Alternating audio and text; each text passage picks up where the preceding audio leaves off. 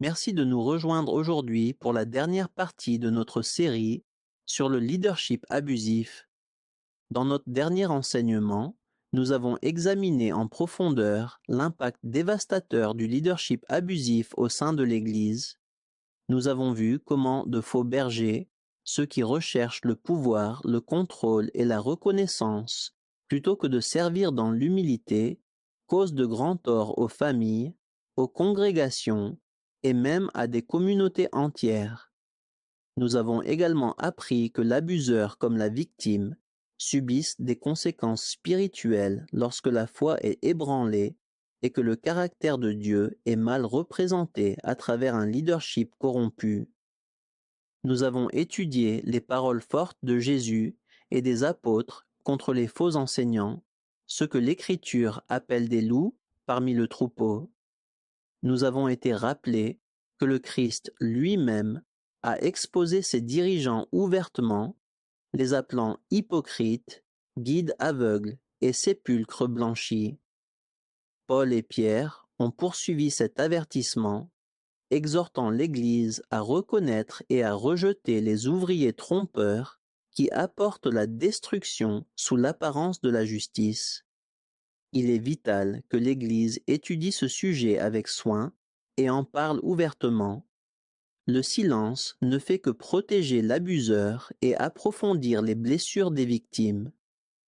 Lorsque nous ne confrontons pas l'abus spirituel, nous permettons aux ténèbres de rester sans opposition au sein du corps de Christ. Dénoncer le leadership abusif n'est pas un acte de rébellion ou de jugement, c'est un acte d'amour et d'obéissance à la vérité. Pour que l'Église commence à guérir, elle doit d'abord reconnaître la réalité de ce problème et avoir le courage de l'appeler par son nom. Identifier et dénoncer courageusement l'abus est la première étape pour protéger le troupeau et apporter la restauration à ceux qui ont été profondément blessés. La semaine dernière, nous avons également commencé à examiner la douleur vécue par ceux qui ont quitté des églises abusives, des croyants qui font souvent face à la trahison, à l'isolement et à la confusion en même temps. Leur confiance en Dieu et en son peuple a été profondément ébranlée et ils ont besoin de temps, de vérité et d'amour pour guérir. Aujourd'hui, nous irons plus loin. Nous verrons ce que la véritable Église de Dieu peut faire pour aider les blessés, comment apporter du réconfort, reconstruire la foi et restaurer la confiance. Nous parlerons de ce à quoi ressemble la véritable restauration biblique et comment le peuple de Dieu peut devenir un instrument de guérison plutôt qu'une source de douleur supplémentaire. Si vous avez été blessé par un leadership au nom du Christ, ou si vous connaissez quelqu'un qui l'a été, le message d'aujourd'hui est pour vous. Restez avec nous alors que nous apprenons ensemble ce que signifie refléter le cœur du bon berger, celui qui est venu non pour dominer, mais pour guérir, restaurer et donner la vie en abondance. Commençons aujourd'hui en répétant ce que nous avons abordé la semaine dernière. La chose la plus importante qu'une Église puisse faire pour s'opposer au leadership abusif et pour aider ceux qui en ont été blessés, c'est d'en parler, d'en reconnaître la présence et de l'exposer chaque fois qu'il est découvert. Cela donne de la légitimité à ceux qui ont été blessés et crée un lieu sûr où ils peuvent enfin être entendus. Enseigner sur ce sujet est essentiel, même si ce n'est ni populaire, ni encourageant, ni confortable. L'Église doit aller au-delà du lait spirituel et apprendre à affronter des vérités difficiles mais nécessaires si elle veut survivre et demeurer fidèle dans un monde déchu. Écoutons ce que dit la Bible.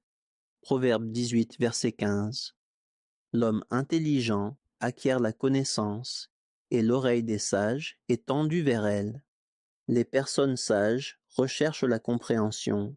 Elles veulent connaître la vérité, même lorsqu'elle est difficile à entendre. Malheureusement, Beaucoup d'églises aujourd'hui préfèrent le confort à la conviction. Elles aiment être bercées par des sermons qui les font se sentir bien, mais qui ont peu à voir avec la réalité du monde dans lequel nous vivons. Osée 4,6. Oui, mon peuple périt faute de connaissance. Si l'Église refuse de parler du leadership biblique et des dangers de l'abus, elle continuera à s'égarer, impuissante à protéger le troupeau ou à aider ceux qui ont été blessés. Reconnaître la réalité de l'abus au sein de l'Église moderne n'est pas du négativisme, c'est de l'obéissance. Exposer les ténèbres est essentiel si nous voulons marcher dans la lumière. Écoutons ces rappels puissants de l'histoire. La seule chose nécessaire au triomphe du mal, c'est que les hommes de bien ne fassent rien. Edmund Burke. Nos vies commencent à se terminer le jour où nous restons silencieux sur les choses qui comptent. Martin Luther King Jr. Si vous êtes neutre dans des situations d'injustice, vous avez choisi le camp de l'oppresseur. Desmond Tutu. Même le monde reconnaît cette vérité. À combien plus forte raison l'Église devrait-elle le faire? Rester silencieux face à l'abus, c'est y participer. L'Écriture est claire quant à notre devoir d'exposer ce qui est caché. Éphésiens 5, versets 11 à 12. Ne participez pas aux pratiques stériles que favorisent les ténèbres, mais démasquez-les plutôt, car tout ce que ces gens-là font en cachette est si honteux qu'on n'ose même pas en parler. Nous ne sommes pas seulement appelés à éviter le mal, mais à le mettre en lumière, même lorsque cela est inconfortable ou douloureux à aborder. Oui, certaines de ces choses sont honteuses à mentionner, mais nous devons parler afin que le monde sache. Nous ne resterons pas silencieux et nous ne prendrons pas part à ce que Dieu appelle ténèbres. Le cœur de Dieu pleure pour ceux qui ont été blessés en son nom. Même si nous ne pouvons pas toujours comprendre pleinement ce qu'une autre personne a vécu, nous pouvons reconnaître la douleur qu'elle a subie et pleurer avec elle. L'une des plus grandes façons d'aider quelqu'un qui a été blessé, c'est simplement d'écouter, de s'asseoir à ses côtés, dans la tristesse et de pleurer avec lui. C'est cela, le véritable amour. Écoutons ce verset qui décrit clairement notre appel. Romains 12, verset 15. Partagez la joie de ceux qui sont dans la joie, les larmes de ceux qui pleurent. Certaines églises peuvent même être appelées à servir spécialement les croyants au cœur brisé, ceux qui ont été blessés par des abus spirituels. C'est un champ de mission qui touche profondément le cœur de Dieu. En réalité, c'est peut-être l'un des appels les plus urgents et les plus négligés de l'Église moderne. Ici, en Occident, nous nous trouvons au tout cœur de ce besoin, car notre histoire est remplie d'exemples de leadership abusif et contrôlant au sein de l'Église. D'innombrables croyants ont été dispersés, blessés ou réduits au silence, sous le poids d'une autorité spirituelle mal utilisée. Écoutons maintenant les paroles de Jésus. Matthieu 18, versets 12 à 14. Qu'en pensez-vous? Si un homme a 100 brebis et que l'une d'elles s'égare, ne laissera-t-il pas les 99 autres dans la montagne pour aller à la recherche de celle qui s'est égarée? Et s'il réussit à la retrouver, vraiment, je vous l'assure, cette brebis lui causera plus de joie que les 99 autres qui ne s'étaient pas égarés. Il en est de même pour votre Père céleste. Il ne veut pas qu'un seul de ses petits se perde. Dieu ne veut pas que quiconque s'éloigne de lui. Son cœur saigne pour ceux qui se sont égarés ou ont été repoussés à cause de l'abus. Les Écritures nous rappellent qu'il est proche de ceux qui ont le cœur brisé et qu'il sauve ceux dont l'esprit est abattu. Avant de parler des étapes qui mènent à la guérison, nous devons d'abord comprendre que la toute première et la plus importante est d'écouter Offrir un espace sûr et patient où les blessés peuvent ouvrir leur cœur et commencer à exprimer leur douleur s'ils le souhaitent.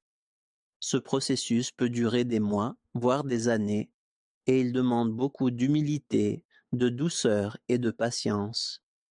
Être un bon auditeur est toujours le meilleur point de départ.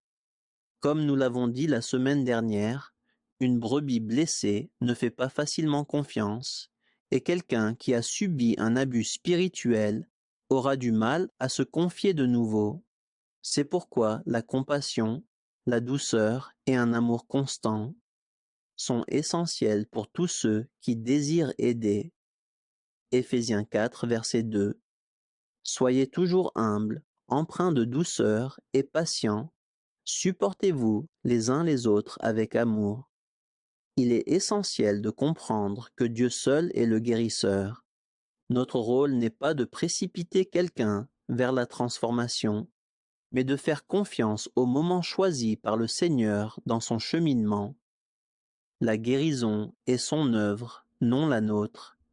Certains guériront rapidement, tandis que d'autres auront besoin d'années pour traiter leur douleur et reconstruire leur foi. Dans tous les cas, notre responsabilité est de marcher patiemment à leur côté, en suivant le rythme du Saint-Esprit et non nos propres attentes. Le véritable amour attend que Dieu accomplisse l'œuvre que lui seul peut faire. Une autre partie essentielle de la guérison après un abus spirituel est d'apprendre la pratique de la lamentation, la liberté de verser sa douleur devant Dieu.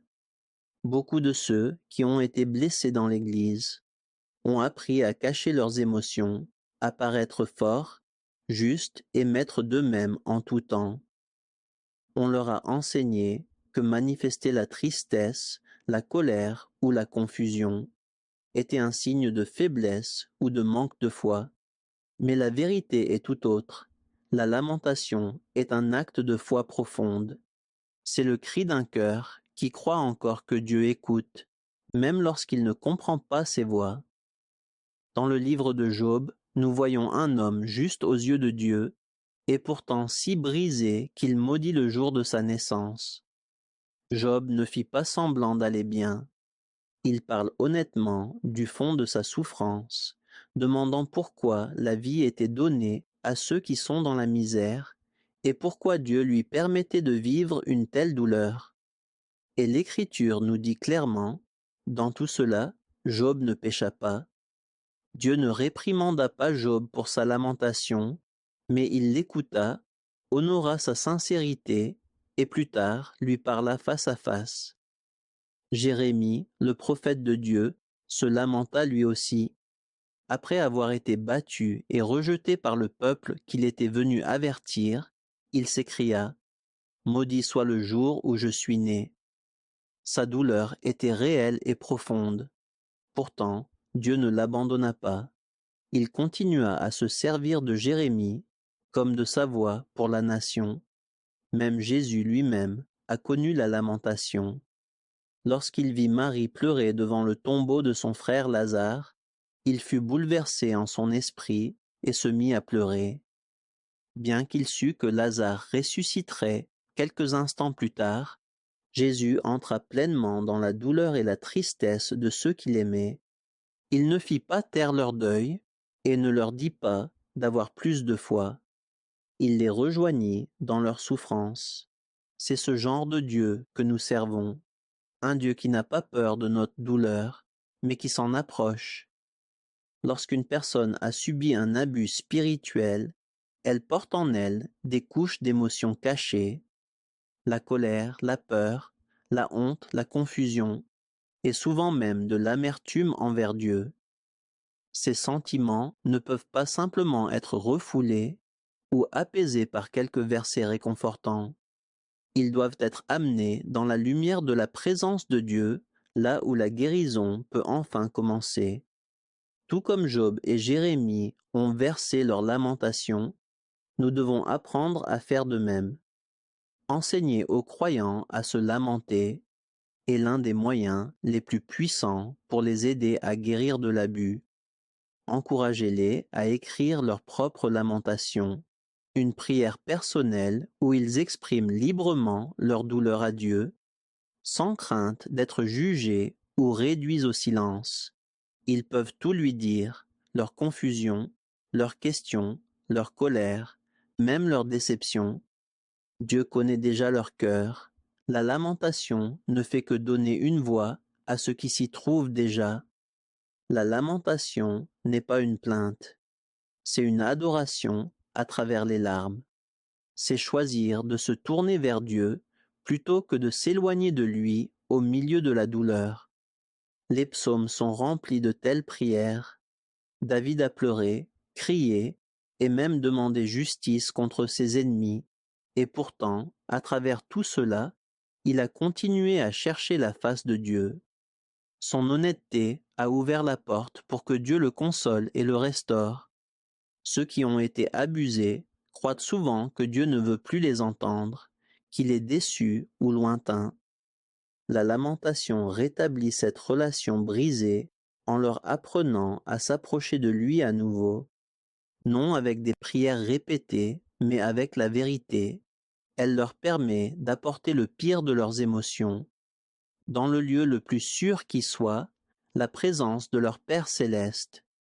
En tant qu'amis, pasteurs ou conseillers, notre rôle n'est pas de corriger ou de faire taire la lamentation, mais de lui faire de la place. Nous devons résister à la tentation de vouloir réparer les gens ou de leur offrir des réponses lorsque leur cœur crie. Au lieu de cela, nous devons nous asseoir avec eux, écouter et pleurer avec ceux qui pleurent. Le véritable amour s'unit à la douleur des autres, comme Christ l'a fait. Souvenons-nous que Dieu ne recherche pas la performance, mais l'honnêteté. Il préfère entendre le cri en colère d'un enfant blessé, plutôt que la louange vide de quelqu'un qui prétend aller bien. Lorsque nous apprenons aux gens à se lamenter, nous les aidons à redécouvrir le Dieu qui comprend, qui écoute et qui guérit. Une autre clé essentielle pour trouver la liberté après l'abus est d'apprendre la véritable signification du pardon.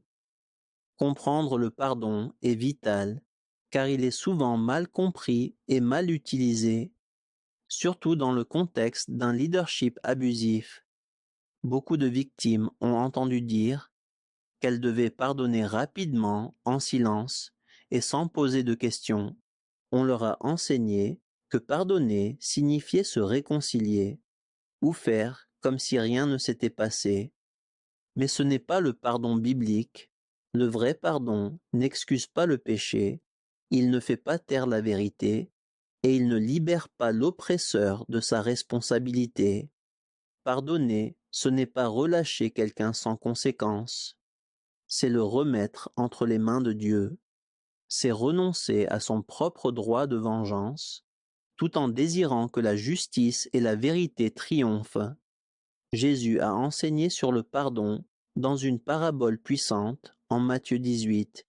Il y raconte l'histoire d'un serviteur qui devait à son maître une dette impossible à rembourser.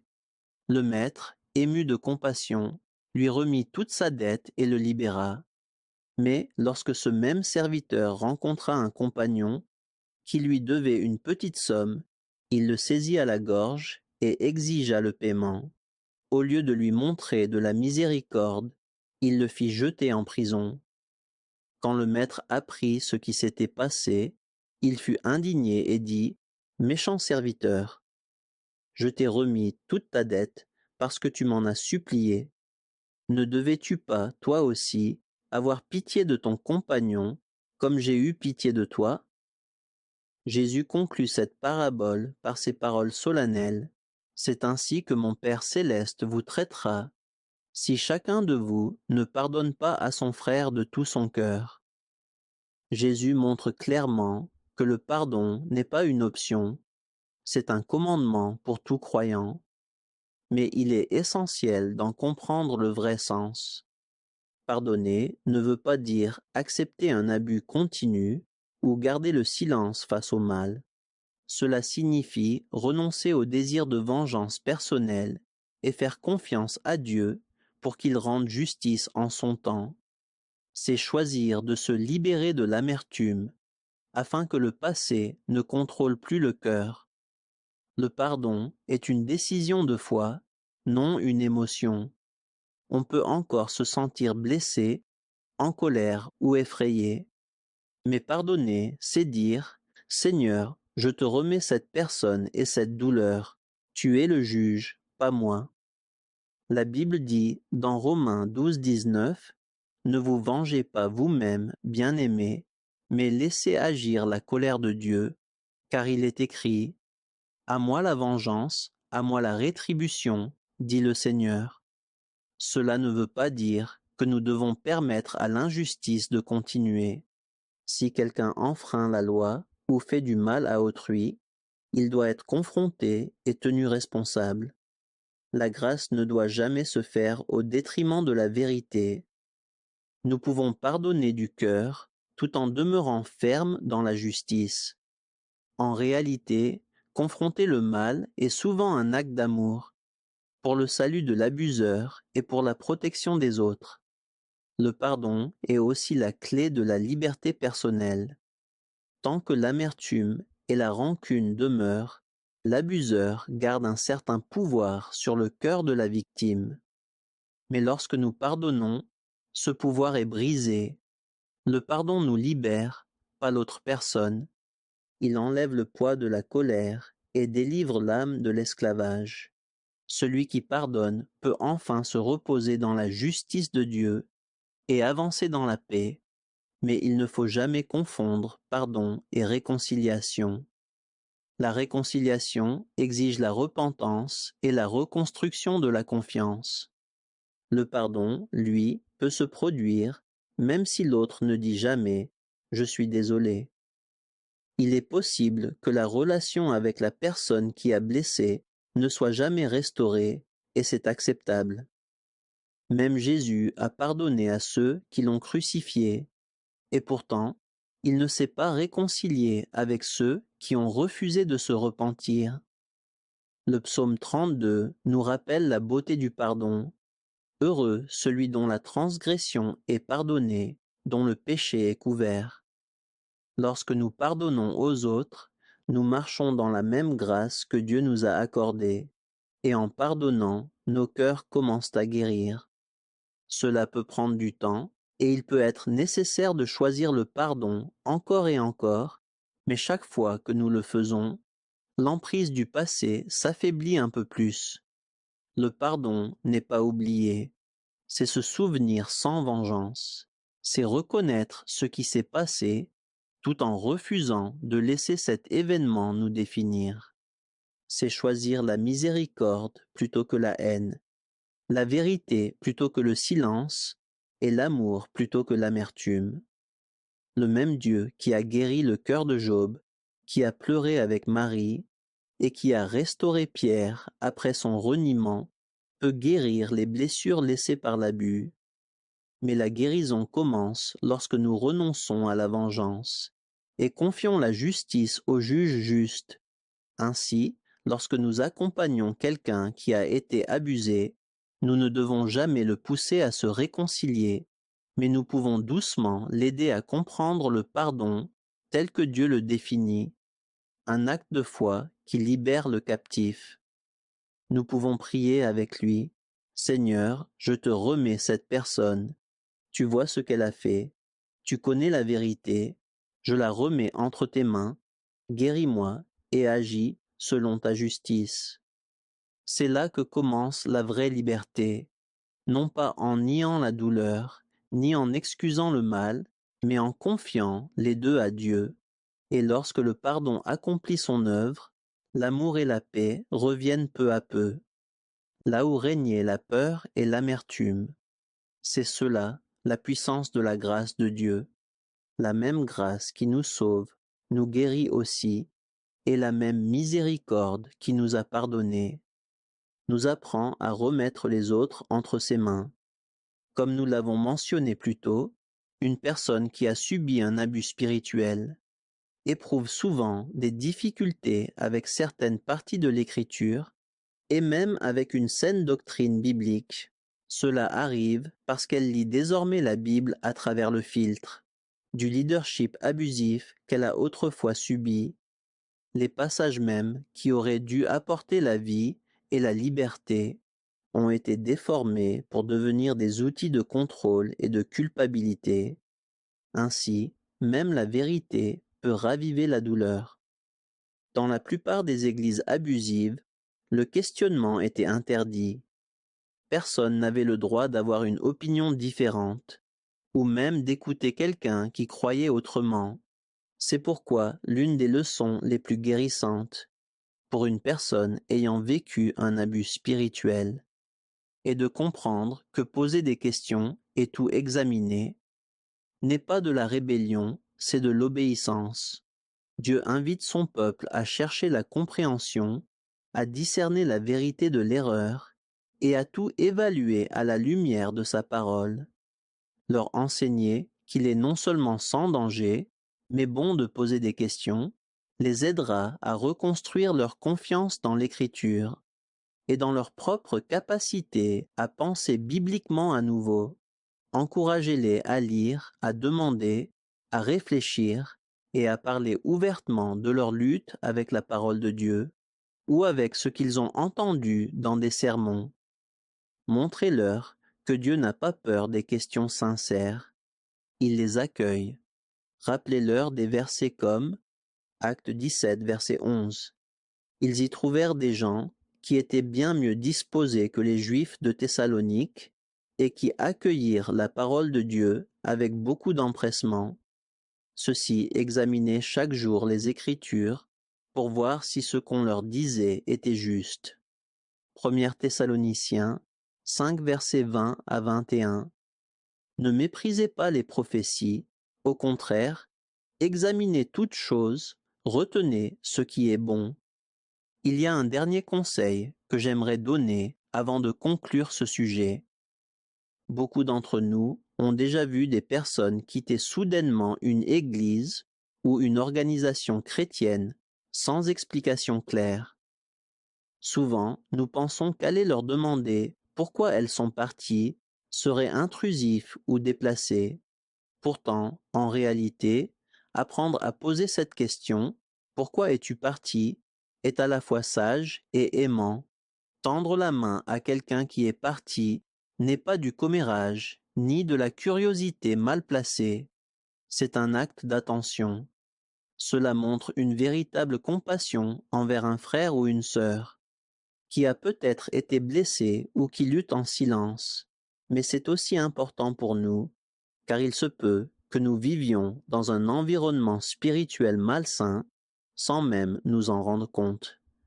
La familiarité peut nous rendre aveugles à la dysfonction. Lorsque nous prenons le temps d'écouter ceux qui sont partis, nous pouvons découvrir des problèmes restés cachés, des schémas de contrôle, de peur ou de manipulation, qui doivent être traités dans notre propre communauté. Parfois, la personne qui est partie avait effectivement tort, réagissant par immaturité ou par orgueil. Même dans ce cas, l'approcher avec humilité et amour peut apporter de la clarté. Nous pouvons apprendre quelque chose de précieux sur nous-mêmes, sur notre communauté ou sur notre manière de gérer les conflits. Et si le problème venait vraiment d'eux, notre préoccupation sincère pourrait malgré tout les aider à grandir ou à trouver la restauration. Le silence ne fait que protéger la confusion, mais une conversation honnête et compatissante ouvre la porte à la vérité, et la vérité est ce qui rend les gens libres. Poser la question pourquoi n'est pas de la rébellion, c'est de la sagesse. Alors que nous arrivons à la fin de cette série sur le leadership abusif, ma prière est que l'Église ne se contente pas d'acquérir de la connaissance, mais qu'elle passe à l'action. Nous avons appris que le silence n'est jamais neutre, que la vérité doit être dite et que l'amour doit toujours protéger. Le corps de Christ ne peut pas fermer les yeux sur l'abus et prétendre encore refléter le cœur du bon berger. Nous avons vu que la guérison commence lorsque nous reconnaissons ce qui a été brisé, lorsque nous écoutons les cris des blessés, pleurons avec ceux qui pleurent, et laissons la lamentation et l'honnêteté remplacer la peur et les apparences. Nous avons été rappelés que questionner la vérité n'est pas de la rébellion, c'est de la sagesse. Qu'exposer les ténèbres n'est pas de la cruauté, c'est de l'obéissance. Et que confronter le péché dans le leadership n'est pas de la division, c'est de l'amour.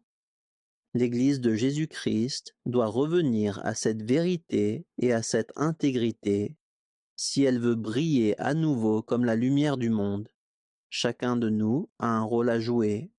Que vous soyez dirigeant, ami ou simple membre du corps, Dieu vous appelle à tenir ferme dans la vérité, à défendre les faibles et à garder votre cœur de l'orgueil et de l'aveuglement. La guérison viendra lorsque nous apprendrons à vivre dans l'humilité, la transparence et l'amour. Continuons à prier pour ceux qui ont été blessés au nom du Christ, qu'ils puissent redécouvrir le véritable cœur de leur Sauveur. Prions aussi pour ceux qui ont abusé de leur autorité, qu'ils se repentent et trouvent la miséricorde avant qu'il ne soit trop tard. Et demandons à Dieu de garder son Église pure, humble et courageuse face à la tromperie. Que cet enseignement ne soit pas seulement quelque chose que nous avons entendu, mais quelque chose que nous vivons. Puissions-nous devenir des personnes sûres dans des temps dangereux, des personnes qui reflètent Jésus, celui qui protège son troupeau et donne sa vie pour les brebis. Que Dieu vous bénisse, vous et votre famille.